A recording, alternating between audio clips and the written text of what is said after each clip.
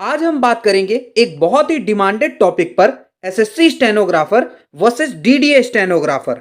दोनों एग्जाम का कंपैरिजन करेंगे और देखेंगे कि आपके लिए कौन सा ऑप्शन बेस्ट हो सकता है। नमस्कार दोस्तों, मैं अनुराग और आप देख रहे हो स्टेनोसिन से। तो सबसे पहले हम एग्जाम कंडक्टिंग बॉडी के बारे में बात कर लेते हैं। तो एसएससी स्टेनो यानी कि स्टाफ सिलेक्शन कमीशन के द्वारा ये एग्जाम कंडक्ट करवाया जाता है और जो डीडीए स्टेनो वो दिल्ली डेवलपमेंट अथॉरिटी के द्वारा ये एग्जाम कंडक्ट करवाया जाता है। नेक्स्ट पॉइंट, बात करें job posting and work area के बारे में। तो एसएससी स्टेनो में जो है आपका जो पोस्टिंग है वो सेंट्रल मिनिस्ट्रीज में हो सकता है, अलग अलग डिपार्टमेंट में हो सकता है, किसी सबऑर्डिनेट ऑफिस में हो सकता है, मतलब ऑल ओवर इंडिया आपकी कहीं भी पोस्टिंग हो सकती है एसएससी स्टेनो में। बात करें डीडीए स्टेनो में, तो डीडीए स्टेनो के जो ऑफिस होते हैं वो अंडर दिल्ली डेवलपमेंट अथॉरिटी होती है और ये जो जॉब है ये दिल्ली बेस्ड जॉब है, मतलब अगर आपकी जो पोस्टिंग होगी वो दिल्ली में ही होगी। बात करें सैलरी एंड अलाउंसेस की, तो एसएससी स्टेनो में grade C and grade D होता है,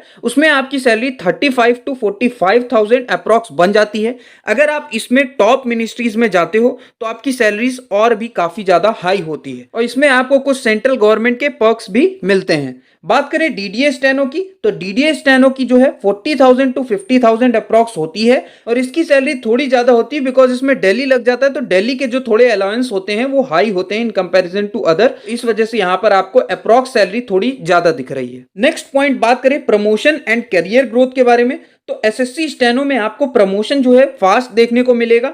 वहां पर मल्टीपल डिपार्टमेंट्स होते हैं, चांस होता है आपके पास कि आप एक मिनिस्ट्री से दूसरी मिनिस्ट्री में शिफ्ट कर सकते हैं। बात करें डीडीए स्टेनो में, तो प्रमोशन की बात करें तो थोड़ा स्लो होता है, limited to Delhi Development Authority, मतलब ये दिल्ली बेस्ड जॉब है तो आप दिल्ली के अंदर ही रहोगे, डीडीए के अंदर ही रहोगे, दिल्ली डेवलपमेंट अथॉरिटी, तो मतलब आप शिफ्ट करने का ऑप्शन नहीं रहता है। लेकिन एसएससी स्टेनो में मल्टीपल डिपार्टमेंट होते हैं तो आपके पास मिनिस्ट्री शिफ्ट करने का ऑप्शन होता है। बात करें इसके एग्जाम पैटर्न की, तो एसएससी स्टेनो का जो एग्जाम पैटर्न होता है उसमें सीबीटी एग्जाम होता है, देन स्किल टेस्ट होता है जो कि आपका शॉर्ट हैंड टेस्ट होता है। शॉर्ट हैंड टेस्ट जो है आपका क्वालिफाइंग होता है। बात करें डीडीए स्टेनो की, तो डीडीए स्टेनो में सीबीटी एग्जाम होता है आपका, उसमें टाइपिंग टेस्ट और स्किल टेस्ट भी होता है और प्लस कंप्यूटर नॉलेज टेस्ट भी होता है जो कि क्वालिफाइंग होता है। कंप्यूटर नॉलेज टेस्ट 20 क्वेश्चंस हैं और ये आपको क्वालिफाई करना है। अब बात करें वर्क लाइफ बैलेंस कैसा रहता है दोनों का, तो एसएससी स्टेनो में जो है डिपेंड्स ऑन मिनिस्ट्री पे डिपेंड करता है, मतलब आप किस मिनिस्ट्री में हो ये डिपेंड करता है आपका वर्क लाइफ बैलेंस क्या रहेगा।